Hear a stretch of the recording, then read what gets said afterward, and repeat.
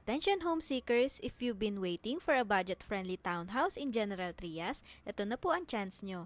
Bank for close and bidding na sa December 9. Mabilis lang po ang ganitong unit kaya wag palampasin. Located in Barangay Navarro, General Trias, Cavite.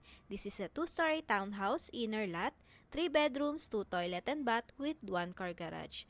Floor area 63 square meter. Lot area 50 square meter.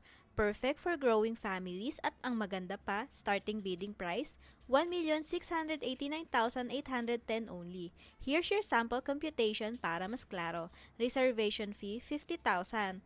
10% down payment, 168,981. Less reservation at 50,000. Net DP is 118,981. 90% bank loan, 1,520,829. Estimated monthly for 20 years around 12,000 to 13,000 per month. Depends on bank approval and interest rate. Note, bank fees and transfer of title not included. Mode of payment, PDC, MC, cash, or bank home loan. Kung naghahanap ka ng property sa General Trias na mura, malapit sa establishments at ready for bidding, this is your sign. Message us now para maunahan. Free house tour available.